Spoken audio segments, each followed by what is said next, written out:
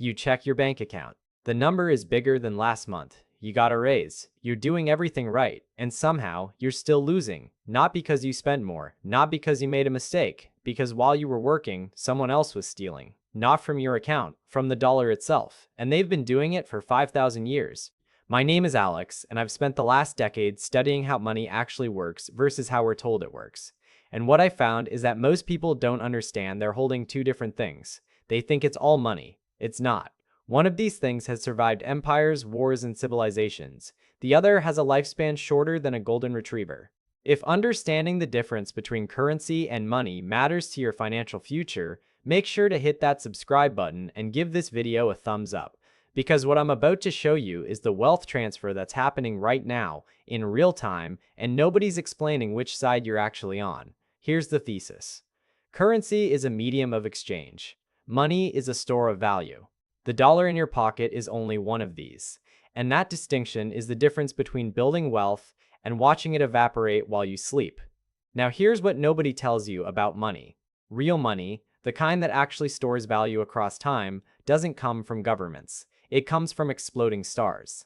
Gold and silver, the metals that have functioned as money for 5,000 years, were formed in supernovas and neutron star collisions billions of years ago. These elements are so rare, so difficult to create, that the only forge powerful enough to make them is a stellar event so violent it tears atoms apart and fuses them back together under pressures we can't replicate on Earth. That gold? It's older than the planet.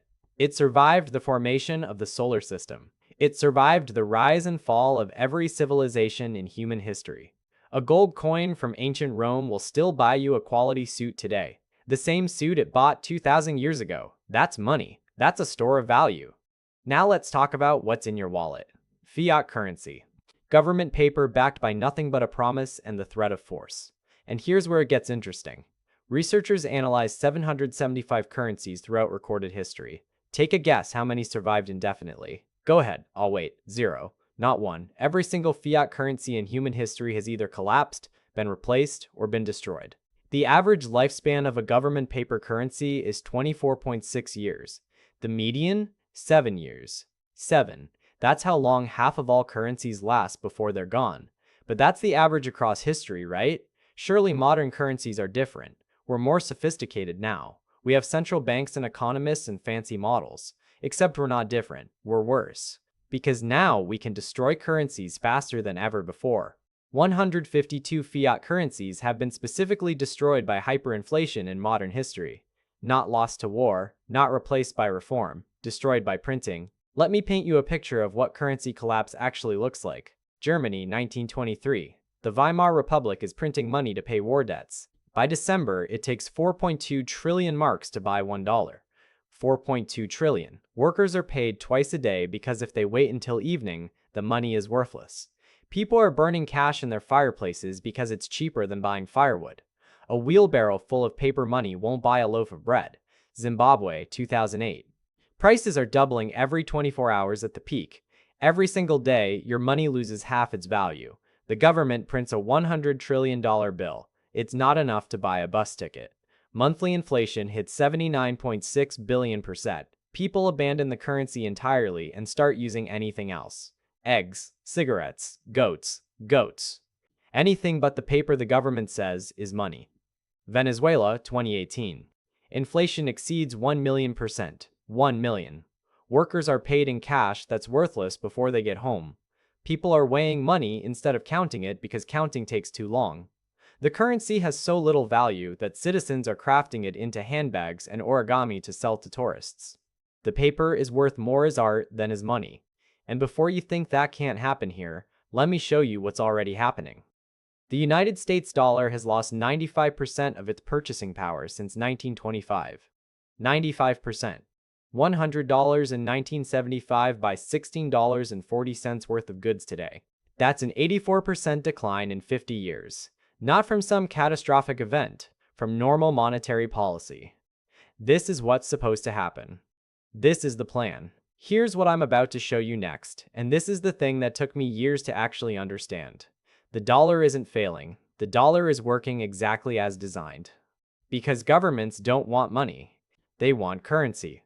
And there's a very specific reason why. Let's do some math. As of January 7th, 2026, the United States national debt is $38.43 trillion. That number went up 2.25 trillion in the past year alone. The debt is growing at $8.03 billion per day.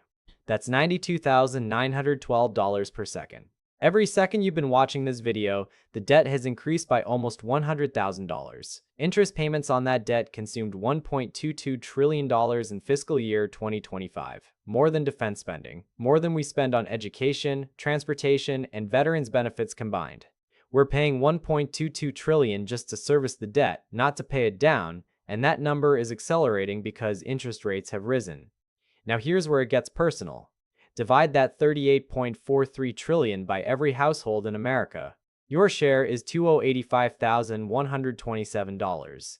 That's what your family owes right now. You didn't borrow it, you didn't spend it, but you're on the hook for it, and it's growing faster than your income ever will. So here's the question: how does the government pay this back? They have exactly three options. Option 1, raise taxes dramatically. Political suicide. Option 2, cut spending dramatically. Also political suicide. Option 3, inflate the currency. Print more dollars, make each dollar worth less, and watch the real value of the debt shrink while the nominal number stays the same. Which option do you think they choose? Every single time? Inflation isn't an accident, it's a policy. It's a slow, invisible tax that most people don't understand they're paying. You think you're saving money, you're not. You're watching your purchasing power evaporate while the number in your account stays the same. We're halfway through, and if you're still with me, you're already ahead of 90% of people who will never understand what's happening to their wealth.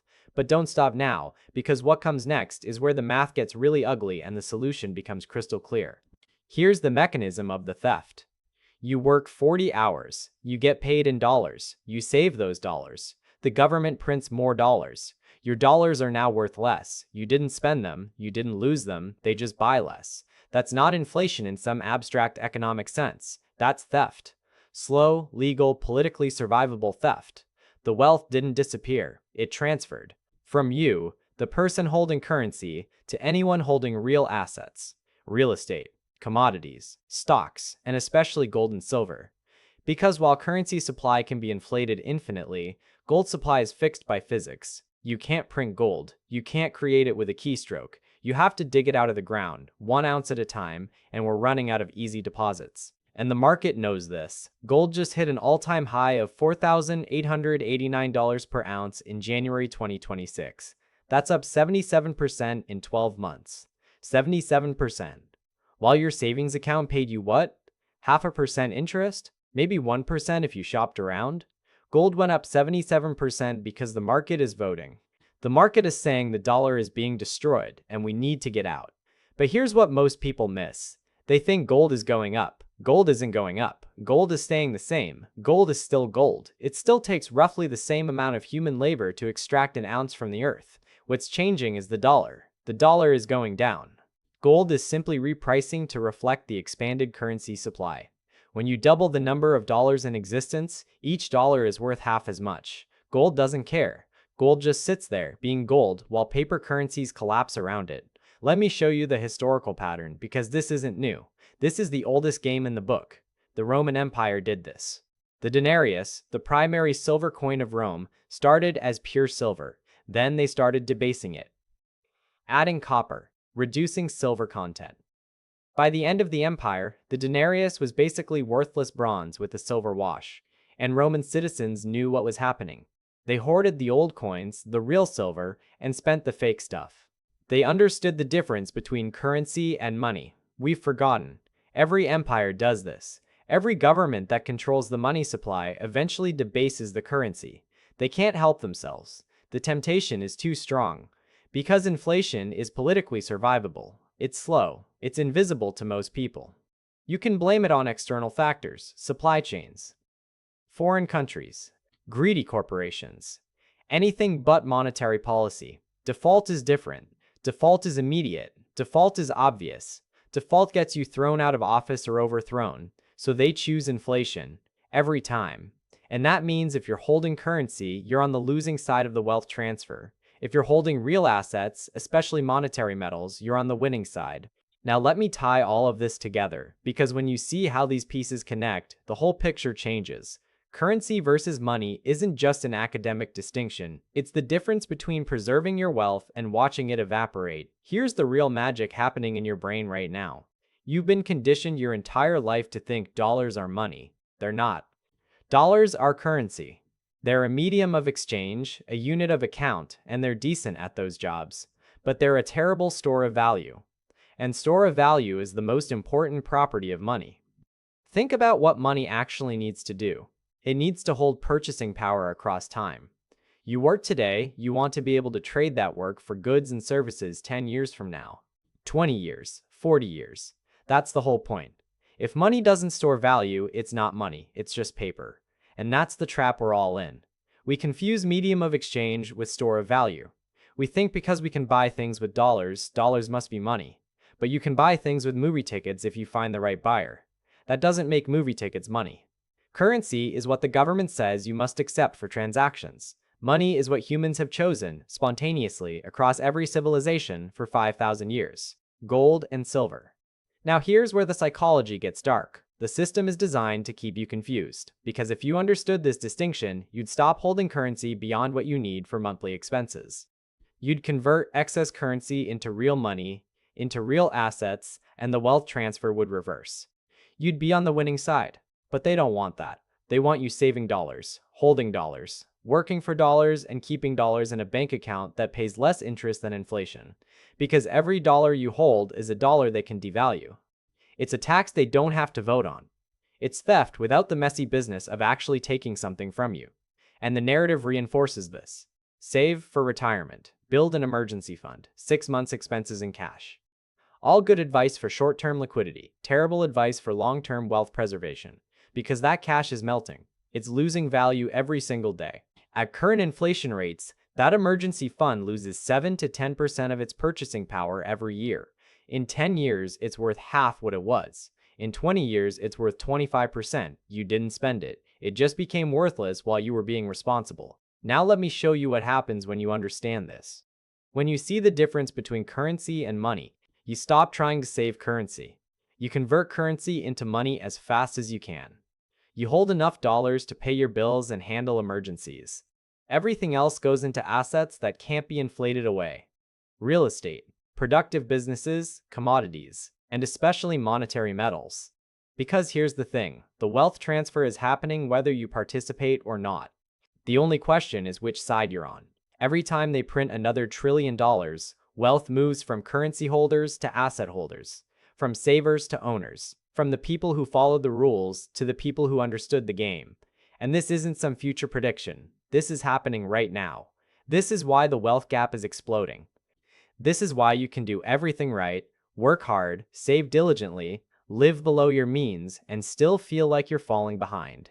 Because you are. You're holding the wrong thing. You're on the wrong side of the transfer. Gold at $4,889 per ounce is the market screaming at you. The market is saying the dollar is in trouble. The debt is unsustainable. The printing will continue. And if you're holding paper, you're going to lose. The smart money isn't hoping for policy changes. The smart money is moving into assets that have survived every currency collapse in history. So what's the lesson here? What you call money determines your financial future. If you think dollars are money, you'll save dollars and watch your wealth evaporate. If you understand that gold is money and dollars are currency, you'll use dollars for transactions and gold for savings. You'll be on the winning side of the transfer. This is the 5,000-year theft. Governments debase currency. Citizens who don't understand the difference lose purchasing power. Citizens who do understand move their wealth into real money and preserve it. The game hasn't changed. The technology is fancier. The propaganda is more sophisticated. But the mechanics are identical to Rome, to Weimar Germany, to Zimbabwe, to Venezuela. And here's the final uncomfortable truth. This will continue until it can't. Until the debt becomes so large and the interest payments consume so much of the budget that something breaks. Maybe they lose control of inflation. Maybe they lose the reserve currency status. Maybe they're forced into an actual default. But something will break because exponential debt growth in a finite system always breaks eventually. When it does, the people holding currency will be wiped out. The people holding money, real money, will be fine. Because gold and silver don't care about government policy. They don't care about debt ceilings or Federal Reserve decisions. They're just rare, indestructible elements that humans have valued for 5,000 years and will continue to value for the next 5,000. You're not going to hear this on the news. You're not going to hear it from your bank. You're certainly not going to hear it from the government, because they need you confused. They need you holding dollars. They need you on the losing side of the transfer. So I'm asking you directly, which side are you on? Are you holding currency, watching it melt, hoping policy changes, or are you holding money, real money, positioned to survive whatever comes next? The choice was made for our ancestors. They didn't have access to information. They didn't understand monetary policy. They trusted the system because they had no alternative. You have the information, you have the alternative, and you have the choice. Gold hitting all-time highs while debt hits all-time highs isn't a coincidence, it's a signal. The market is voting with trillions of dollars. The only question is whether you're listening. Your future self is watching you make this decision right now. 10 years from now, 20 years from now, you'll look back at this moment, and you'll either be grateful you understood the difference between currency and money, or you'll be wondering where all your purchasing power went. The theft has been happening for 5,000 years. The only difference is now you know about it, and knowing means you can choose which side you're on. What financial topic is keeping you up at night that nobody's explaining properly? What do you want me to break down next? Let me know in the comments, because that's exactly what this channel is for. The boulder isn't pushing you uphill anymore. You're not fighting gravity. You understand the game now. And when you understand the game, you stop playing by their rules and start playing by the rules that have worked for 5,000 years. Currency comes and goes. Money is forever.